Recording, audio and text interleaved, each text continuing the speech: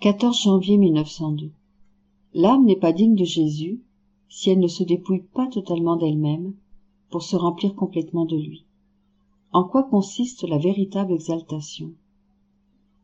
Me trouvant dans mon état habituel, mon adorable Jésus vint et me dit: « Ma fille, n'est vraiment digne de moi que celui qui, intérieurement, s'est totalement dépouillé de lui-même et s'est complètement rempli de moi, de sorte qu'il en vienne à être totalement débordant d'amour divin. Ainsi, mon amour arrive à être sa vie, et il m'aime, non pas avec son amour à lui, mais avec mon amour à moi. » Il ajouta: « Que signifient ces paroles?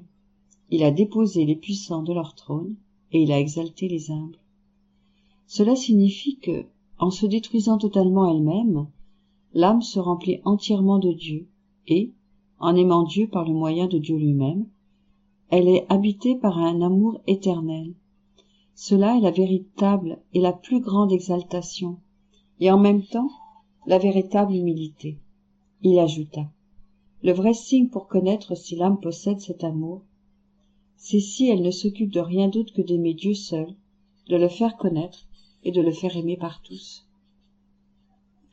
Ensuite Jésus se retira dans mon intérieur, et je l'ai entendu qui priait ainsi: « Trinité toujours sainte et indivisible, je t'adore profondément, je t'aime intensément, je te rends grâce perpétuellement pour tous et dans les cœurs de tous. » C'est ainsi que je passais mon temps.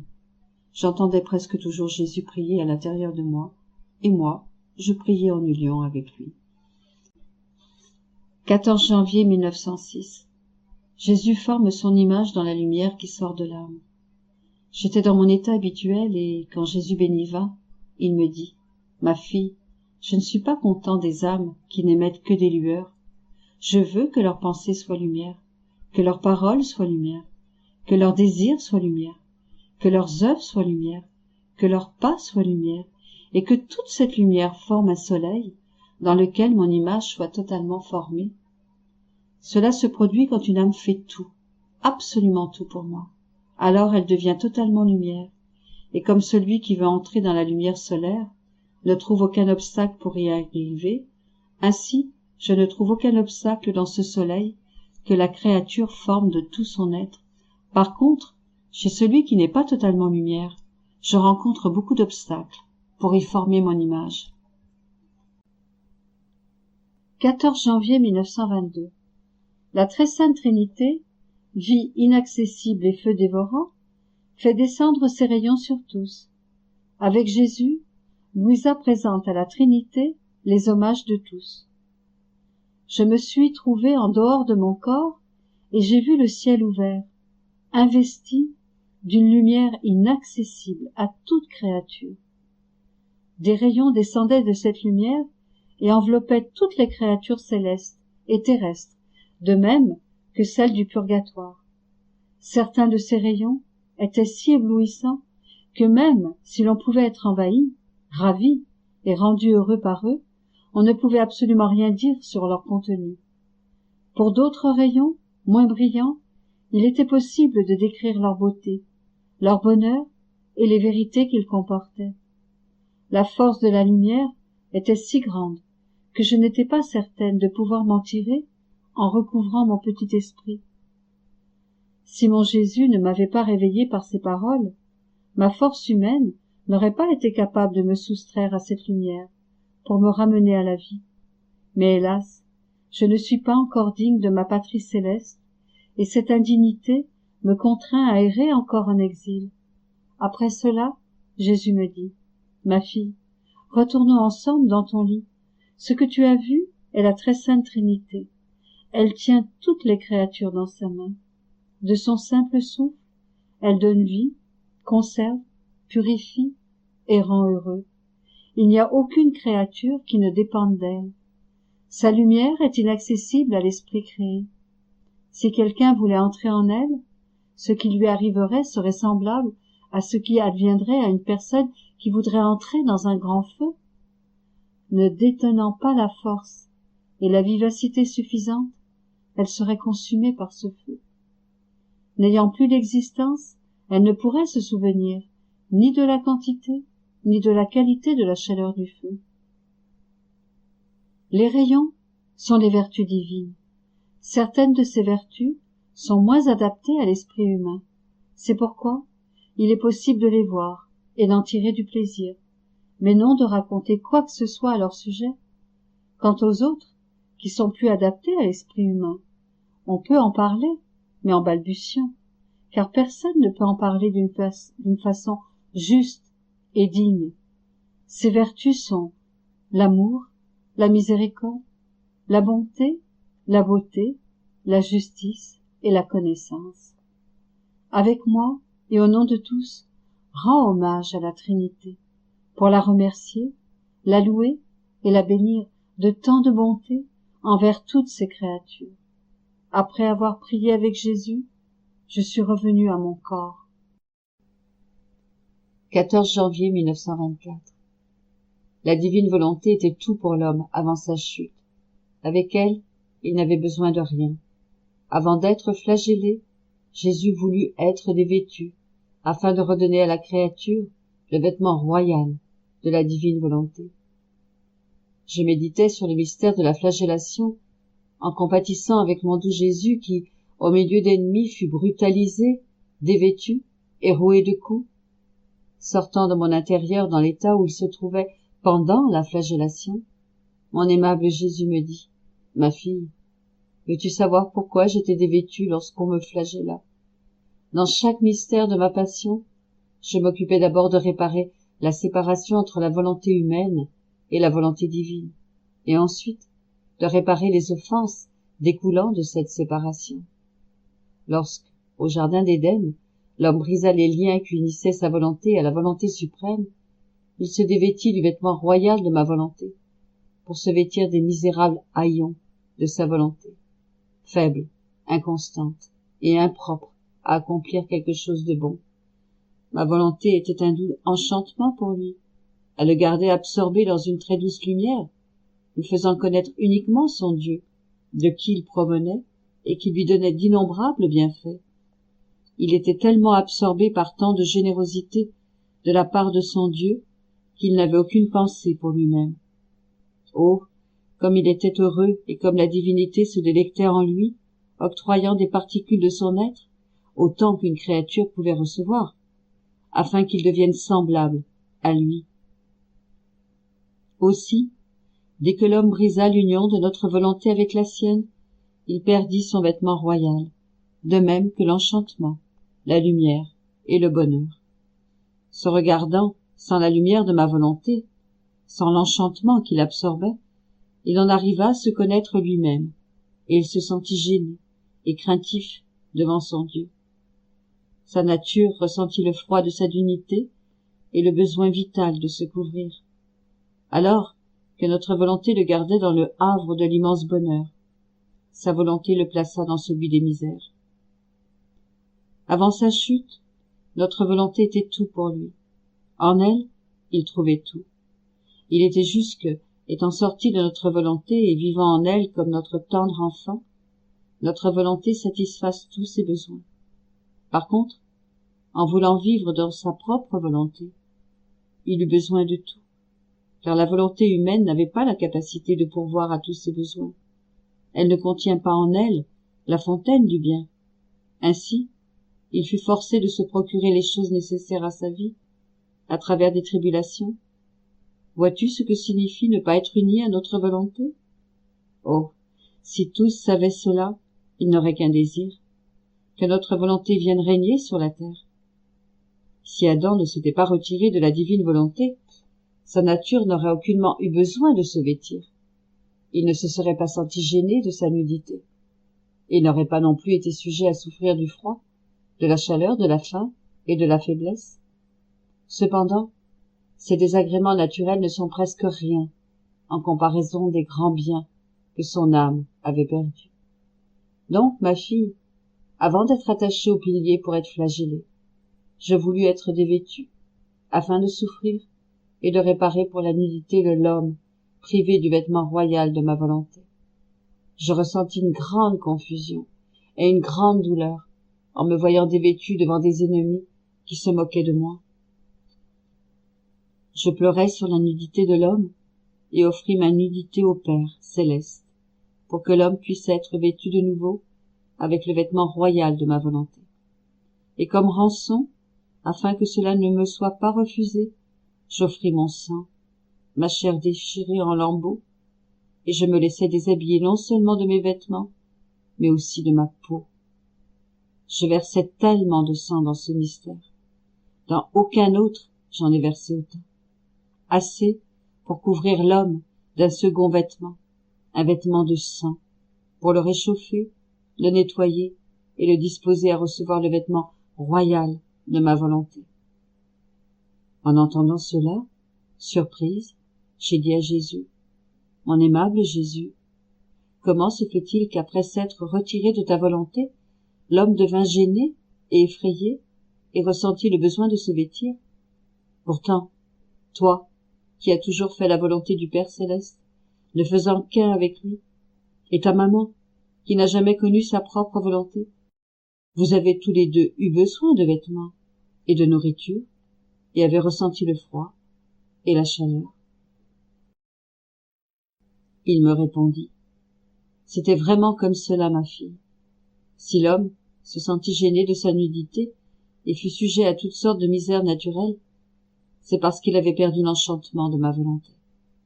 Même si ce fut son âme qui fit le mal, et non pas son corps, ce dernier fut indirectement complice de sa volonté malade, et resta comme profané par elle. Les deux, son âme et son corps, subirent la douleur du mal commis. Quant à moi, bien sûr, j'ai toujours accompli la volonté suprême. Et comme je ne suis pas venu chez des hommes innocents, comme avant la faute, mais des hommes pécheurs, avec toutes sortes de misères, j'ai voulu m'associer à eux, en prenant sur moi toute leur misère, et en m'assujettissant à toutes les nécessités de leur vie, comme si j'étais l'un d'eux. Si je l'avais voulu, je n'aurais eu besoin de rien, ni de vêtements, ni de nourriture, de rien d'autre. Mais je n'ai pas voulu user de cela, par amour pour les hommes. J'ai voulu me sacrifier en tout, même dans les choses les plus innocentes, créées par moi, afin de prouver aux hommes mon ardent amour. Cela me servit à implorer de mon divin Père que par égard pour moi, et ma volonté complètement sacrifiée pour lui, il veuille redonner à l'homme le noble vêtement royal de notre volonté. 14 janvier 1933. La page de vie. La création est la page céleste. Le « je t'aime » est la ponctuation de ces pages. Le divin auteur et écrivain. Je faisais comme d'habitude ma tournée dans toute la création pour y rencontrer la divine volonté dominante et lui donner l'échange de l'amour pour avoir créé tant de choses pour moi avec grand amour. Il me semblait que chaque chose créée était dans l'attente de recevoir le sceau de mon je t'aime. C'était un droit, un tribut, un petit signe attendu de la terre pour cette volonté qui avait tant donné à toutes les créatures, et qui était pour elle à la fois celle qui agit et qui conserve. Mais en faisant cela, il me semblait que mon doux Jésus prenait lui-même de ses mains mon « je t'aime » et le plaçait comme un sceau sur ces choses créées. Il les mettait ensuite de côté, là où je le lui indiquais, pour qu'il continue son intense activité de mettre les « je t'aime » sur toutes les autres choses créées. Et je m'émerveillais de voir l'intérêt de Jésus qui attendait patiemment. Je me disais, mais qu'est-ce que mon petit « je t'aime » peut avoir de si important pour en arriver à préoccuper et intéresser Jésus? Et lui s'arrêta un peu pour me parler et me dit, « Ma bienheureuse fille, sais-tu ce qu'est ton « je t'aime » ? Il est comme la ponctuation dans un document. La confusion est si grande dans un document sans ponctuation entre les idées et les expressions que celui qui le lit, n'y voyant aucun sens, l'interprète à sa manière, qui peut être belle ou détestable. Et pourtant, Qu'est-ce qu'un point? Une virgule? Un point d'interrogation et tous les autres signes de ponctuation? Ce n'est rien, comparé au travail d'écriture d'un seul caractère. Tel est ton « je t'aime ». C'est la ponctuation dans l'écriture de ta vie, de tes paroles, de tes œuvres, de tes pas, et même de ton cœur. La ponctuation de ton « je t'aime » met de l'ordre dans tous tes actes, replace les idées, donne l'expression la plus belle et te fait connaître celui qui, par amour, a formé la page et le caractère de ta vie. Mais ce n'est pas tout. Ce point, cette petite virgule de ton « je t'aime » s'élève bien haut et ponctue nos pages divines, nos célestes caractères de toute la création. Qu'est-ce que la création? N'est-ce pas la page divine sortie de nous, avec nos célestes caractères, imprimés sur cette page de création qui était ponctuée avec tant d'ordre et d'harmonie, avec les idées justes, avec les plus belles et les plus émouvantes expressions, écrites avec tant de valeur artistique que nul artiste ne peut imiter. Ton « je t'aime » s'unit à la ponctuation divine, et en ponctuant, il reconnaît la valeur de nos caractères. Il apprend à lire notre page. Il comprend avec les idées justes tout ce que nous avons fait par amour, et il reçoit les plus belles et les plus émouvantes expressions de son Créateur. Il nous donne le petit tribut.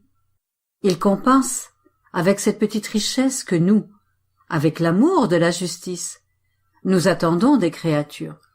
Plus encore, comme ton « je t'aime » possède la vertu naturelle d'être converti en bien, je prends, moi, avec un amour total, les points et les virgules de tes « je t'aime » et je place ta petite lumière sur notre divine ponctuation. En regardant toute la création, je ressens un amour intense en voyant dans la ponctuation céleste celle de la petite fille de notre vouloir.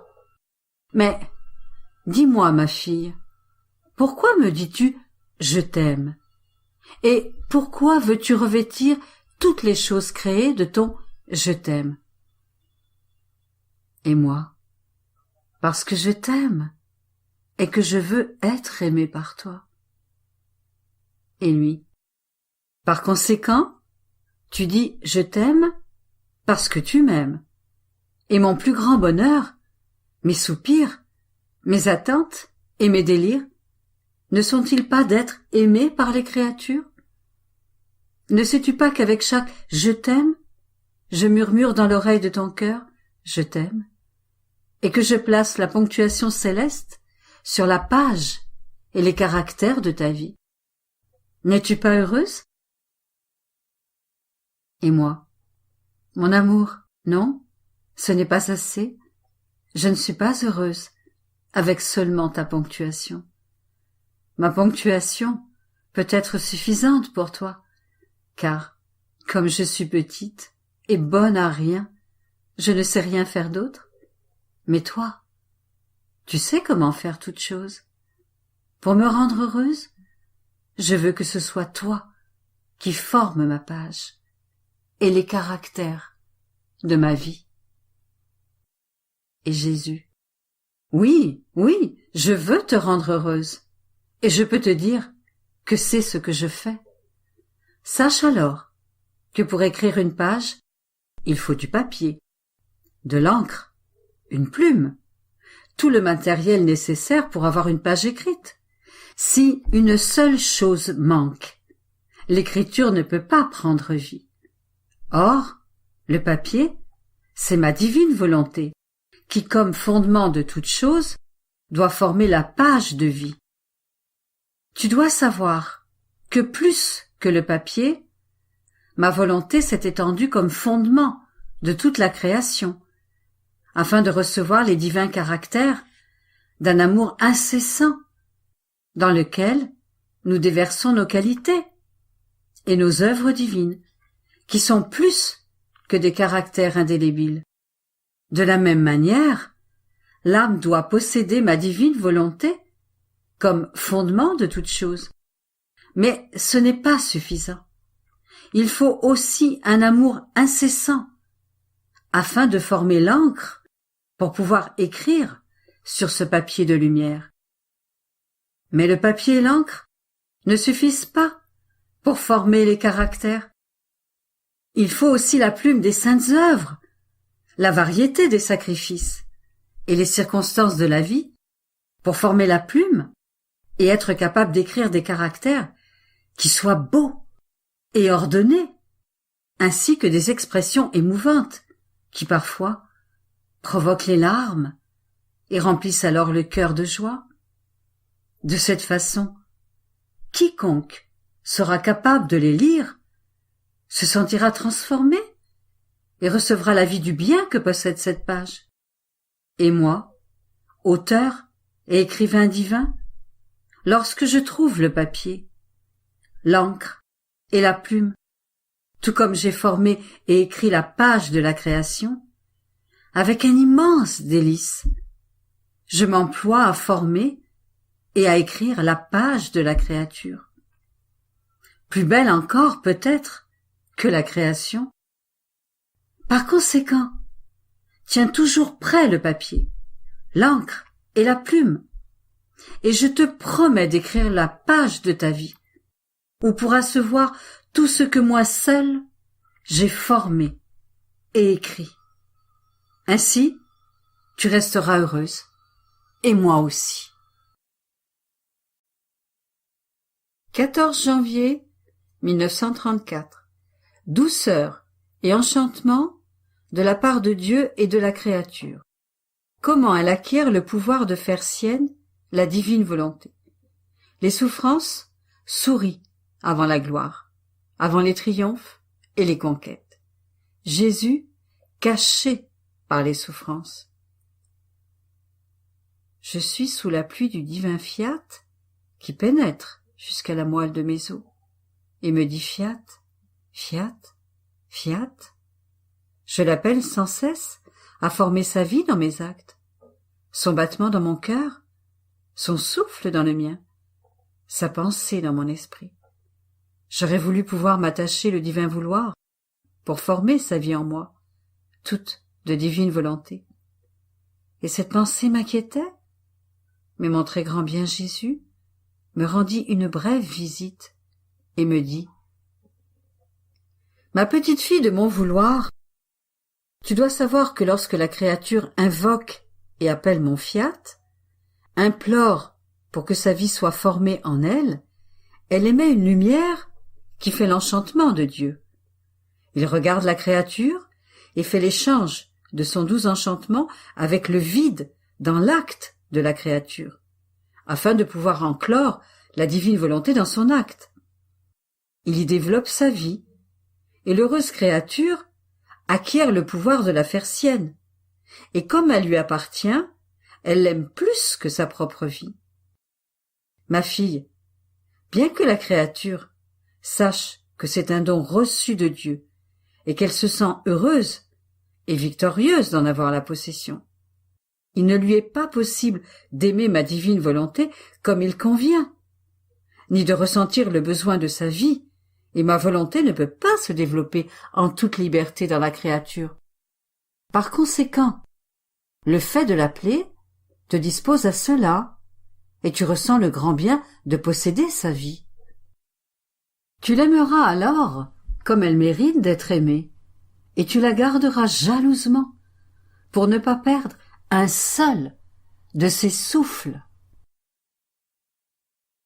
Comme je souffrais un peu plus que d'habitude, je me disais, oh, comme je voudrais que ma souffrance me donne des ailes pour voler jusqu'à ma céleste patrie. Ainsi, au lieu de m'affliger, mes petites souffrances seraient pour moi une fête.